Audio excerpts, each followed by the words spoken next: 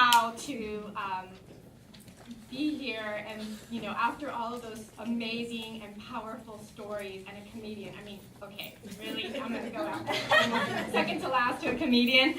But I just am so honored to be here, to be with all of you today, as we are on really the eve of Roe anniversary. And one of the things I wanted to share a little bit about, yes, Planned Parenthood, but for me, the personal is professional and political, and the political and the professional is personal. So for me, the work that I do every day alongside my colleagues and alongside all of you in the community is really about the personal. I grew up in a very poor neighborhood with immigrant parents that worked so many jobs for my sister and I to be able to get an education. They came to this country for a better life. And I can relate to the patients that come into the health centers. Our patients are coming to us in a time of need, whether they need birth control, whether they need an abortion. And it was really refreshing to hear Becca earlier talk about the burden being lifted when she was at a clinic. And really, for a lot of our patients, the burden is lifted. And we don't talk about that, but it is something that we do. It is a privilege that we are there when patients need us. They let us into their lives. And sometimes these are the most vulnerable times. Sometimes, it's really just a simple visit. Sometimes it's really complicated. Sometimes it's really funny. But we're just reassuring them and saying that it's okay.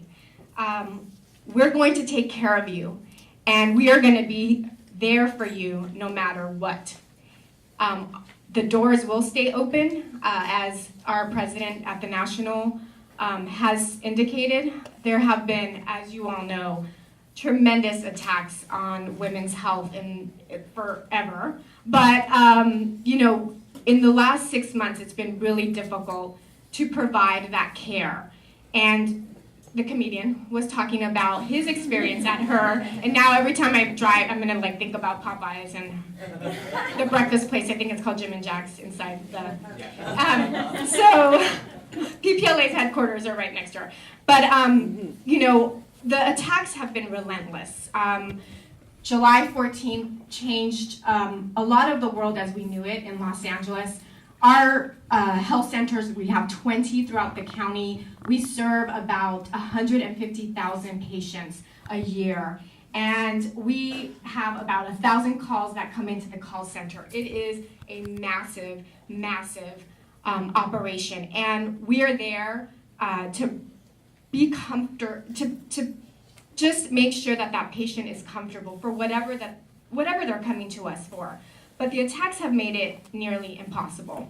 And we are going to stand here today. We are going to stand here tomorrow. And we're resolved to continue to do this work in Los Angeles County, to do it across the state, to do it across the country, and to keep doing the good work that Planned Parenthood does, that the staff does, the clinic staff, top notch. I am honored and privileged to work with them every single day.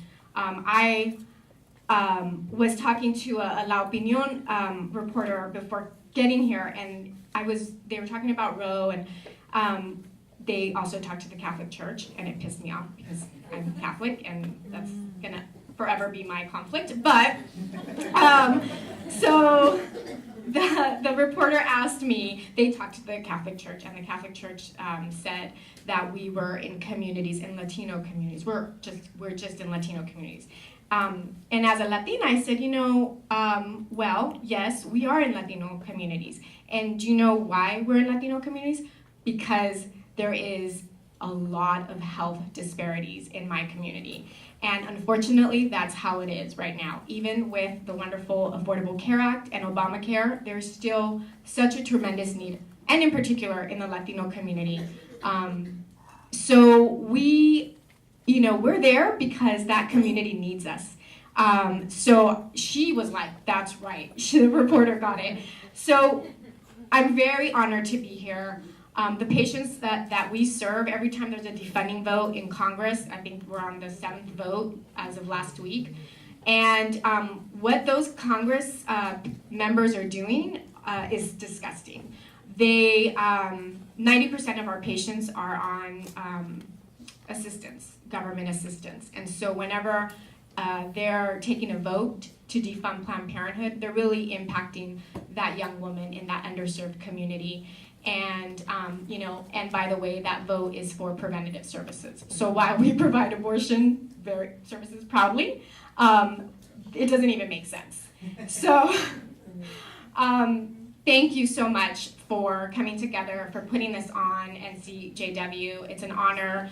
Planned Parenthood is going to continue to keep their doors open, and we're going to fight, and we're going to win in 2016.